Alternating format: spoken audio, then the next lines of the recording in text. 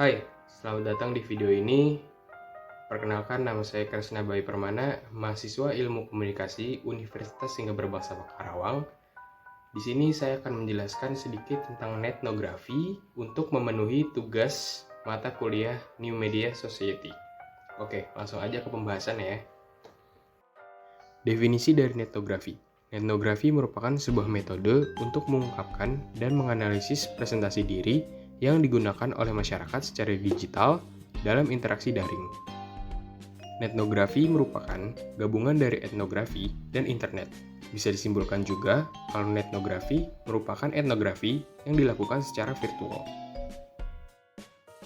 Selanjutnya, fokus kajian menurut Robert V. Kozinets dalam bukunya yang berjudul Ethnography: Doing Ethnographic Research Online. Etnografi adalah studi yang berfokus memahami ruang siber yang di dalamnya ada orang-orang yang berinteraksi satu sama lain dan mampu membentuk budaya dan sistem masyarakatnya tersendiri. Oleh karena itu, metode risetnya berbasis penelitian secara observasional, di mana peneliti tidak hanya sekedar bergabung pada suatu komunitas virtual, namun turut aktif dalam berpartisipasinya juga. Selanjutnya contoh kasus. Contoh kasus ini saya ambil dari jurnal yang saya gunakan sebagai referensi untuk membuat materi etnografi ini. Jurnal ini ditulis oleh Ibrahim Adnan dan Dudi Iskandar yang berjudul Studi Etnografi Belajar Membuat Podcast pada Komunitas The Podcaster di media sosial Discord. Untuk sumbernya nanti saya cantumkan di kolom deskripsi. Oke, lanjut ke pembahasan.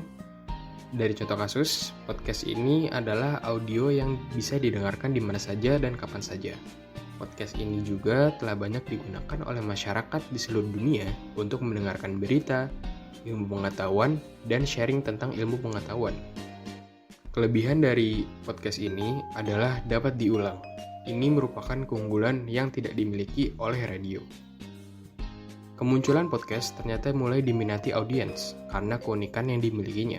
Salah satunya dari segi konten yang ternyata menarik minat banyak orang untuk membuat podcast. Sehingga hadir komunitas atau tempat kursus untuk membuat podcast. Perkembangan podcast melahirkan komunitas podcast bernama The Podcaster yang awalnya berbasis pada grup WhatsApp, kemudian merambah ke Discord.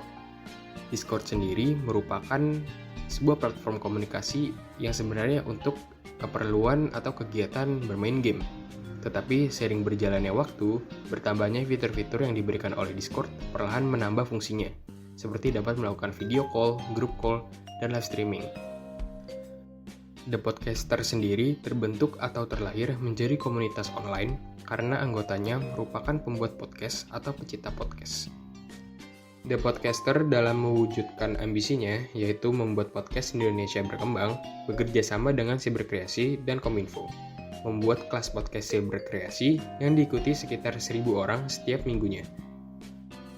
Kegiatan ini dilakukan tiap hari Sabtu dan Minggu, pemateri bergantian mengisi dan memberikan ilmu mengenai podcast dari cara membuat hingga cara memasarkan podcast tersebut.